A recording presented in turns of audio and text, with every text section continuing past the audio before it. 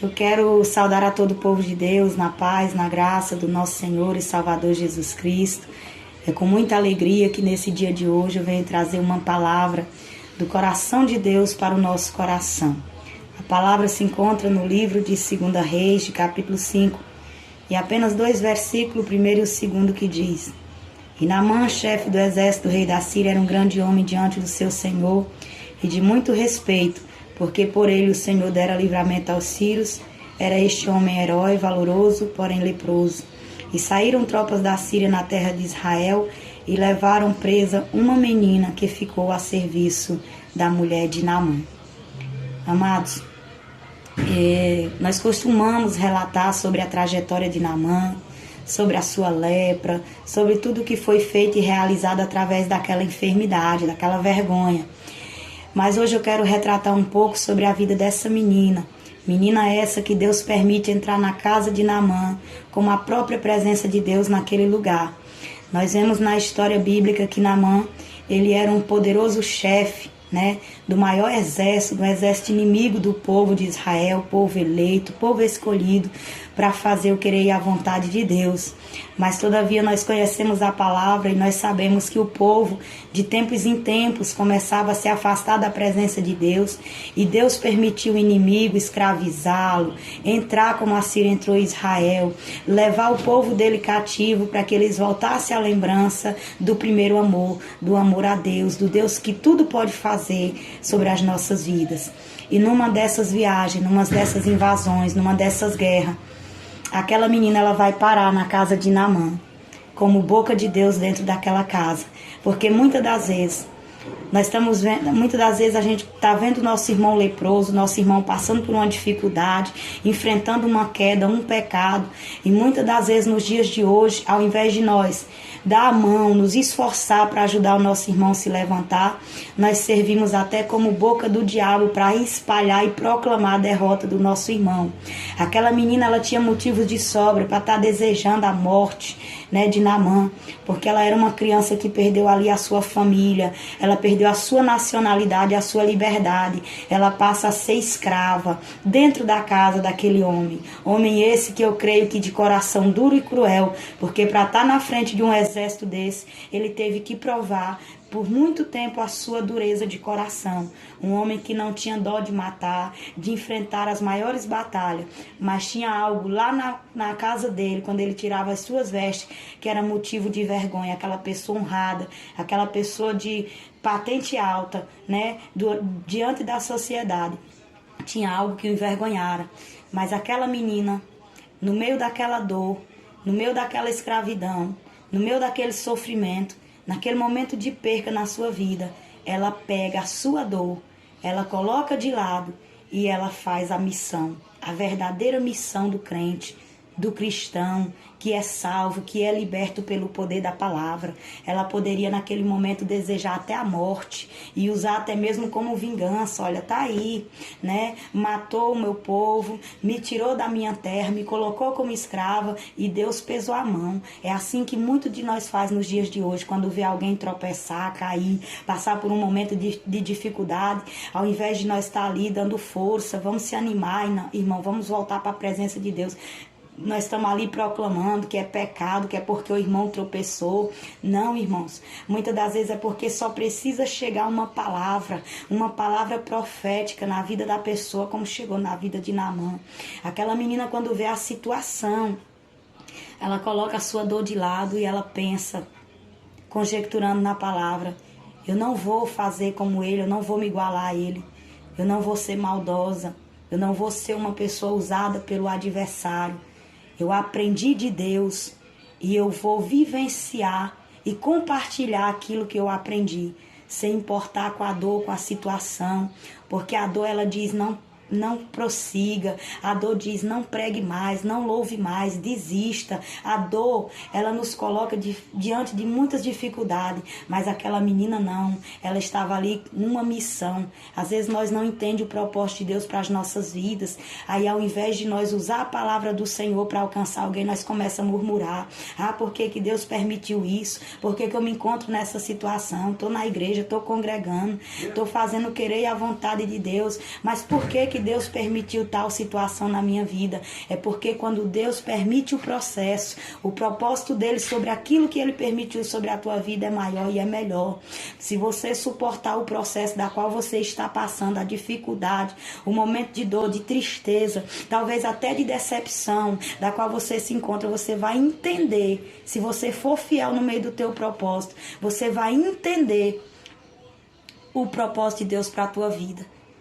Vença o processo e você vai entender quão grandioso é o propósito de Deus na tua vida e na tua história e na vida daqueles que estão ao seu redor, precisando de uma palavra de Deus para o coração. Amém, irmãos? Então ela usa daquela dor para fazer a missão dentro da casa do adversário, do seu inimigo. Aquele que ela poderia olhar como inimigo, ela olha agora como uma oportunidade de ser alcançado com a palavra de Deus. E nós bem conhecemos a história que ela transmite o recado de Deus. Ela diz, olha, se ele todavia for lá no homem que está em Samaria, o profeta de Deus, que tem comunhão com Deus, que tem compromisso com a palavra de Deus, se todavia ele for lá, ele vai receber uma palavra de cura e o Senhor vai curá-lo. Quem tem sido eu e você diante daqueles que precisam de uma palavra profética, de uma palavra de cura e libertação? Como nós temos se portado diante daquelas pessoas que nos perseguem, que tentam muitas das vezes nos envergonhar? Como temos nós enfrentado as nossas dores, as nossas lutas? Essa é a palavra de reflexão para o nosso coração nesse dia de hoje. Sabe por quê, irmãos? Eu entendo que aquela menina entendeu o projeto de Deus naquele lugar. E quando Deus ele não faz por mim, quando Deus não faz por você, ele vai fazer através de nós. Ele vai fazer através de mim, através de você. Mesmo que ele permita a prova sobre a nossa vida, mas ele vai permitir que no meio daquela prova, nós vamos ser canal de bênção na vida de alguém. Nós vamos ser voz profética na vida de alguém. E ela direciona uma palavra para aquela família. E a partir daquele dia, aquela casa nunca foi mais a mesma. Aquela casa foi liberta, foi transformada pelo poder da palavra de Deus. Então é necessário que se nós estiver enfrentando algum problema, alguma dor, que nós venha colocar a dor de lado e que nós venha ser servo da nossa missão. Você não é escravo da dor, você é servo de uma missão. Execute a missão da qual Deus confiou para mim e para você, que é pregar a palavra, que é pregar o perdão, o arrependimento, a conversão, a transformação pelo poder da palavra. Deus tem um trono de glória guardado para mim e para você, reservado uma coroa de glória para mim e para você. Então executa o projeto de Deus, pregue a palavra, mesmo que esteja doendo, chorando, gemendo, pregue esta palavra, porque esta palavra ela é viva e ela é eficaz. E por muitos anos, Naamã, ele sofreu, padeceu daquela enfermidade, daquela vergonha, mas quando chega a voz profética dentro da sua casa, ele não se importou com posição social, ele não se importou que iam pensar dele, ele tomou posse daquela palavra, o Espírito Santo de Deus injetou ali o quebrantamento de coração na vida daquele homem e amoleceu aquele coração e de repente ele vai até o rei diz, vou te entregar a carta, eu vou entregar a carta que tu precisa. E nós conhecemos toda a trajetória da vida de Naamã e do seu exército. A Bíblia diz que ele pegou ouro, pegou prata, pegou vestes de linho de púrpura e foi se direcionando até o profeta, seguindo o aconselhamento daquela menina. Irmãos, é necessário que nós ouça a palavra de Deus, que nós guarde a palavra no nosso coração e que nós também a execute em prol de almas, em prol de vidas. Não importa o pecado, não importa a falha do nosso irmão, importa que eu e você seja a voz profética dessa última hora que a humanidade precisa. Às vezes nós paramos só para olhar como é que tá, o porquê que o irmão caiu, tá perecendo, tá passando pela prova. Mas nós temos que parar, é para estender a mão e dizer, irmão, conta comigo, eu estou aqui. Eu quero te ver de pé na presença do Senhor, adorando e exaltando o nome desse Deus. Então seja esse profeta, seja esse missionário, essa missionária da última hora que o Senhor está procurando. E nós Conhecemos a história. Naamã faz todo o trajeto, vai até o rei da Síria. O rei da Síria envia carta para o rei de Israel. O rei de Israel, diante de tudo que já sofreu na mão da Síria, se desespera, rasga as suas vestes, faz ali um questionamento. Porém, sou eu Deus para dar cura, para salvar, para libertar? Não, sou não. Eu tô com medo, eles vão vir contra nós, vão nos destruir. Mas chega lá no profeta, e o profeta manda dizer para o rei: traz o homem até a mim, porque ainda existe um Deus que tudo pode fazer e resolver e perdoar em Israel. E a Bíblia diz que Naamã, ele se direciona até a casa do profeta. Ali ainda tinha orgulho e soberba no coração de Naamã, porque ele era apegado a riquezas. Tanto é que ele levou muitas coisas para ofertar ao profeta. Nós conhecemos a história. Quando chega lá, o profeta manda um recado para ele e diz: olha, fala lá para ele que ele vai mergulhar 7 vezes lá no Rio Jordão. E ele começa a questionar: mas logo no Rio Jordão, o lugar mais sujo, o lugar mais nojento, não poderia ser em Abana e Farpá? Não, mas tudo Deus tem o jeito certo de agir, de trabalhar na vida do ser humano. A honra não é para o homem, a glória não é para o homem, a glória é de Deus. Não importa onde Deus vai te levar, onde Deus vai te colocar. A honra e a glória é para o Senhor dos Exércitos. E quem estava no controle daquela situação não era o profeta, não era a menina, não era o chefe do exército, era o próprio Deus que estava no controle da situação. Ele já tinha toda uma história, uma trajetória escrita para a vida daquele homem, para mudar a história daquela casa. Deus vai mudar a história da tua casa, da tua família, do teu ministério. Deus vai fazer grandes coisas na tua vida. E através de você também, Deus vai fazer coisas grandes. Vai operar sinais, prodígios e maravilhas.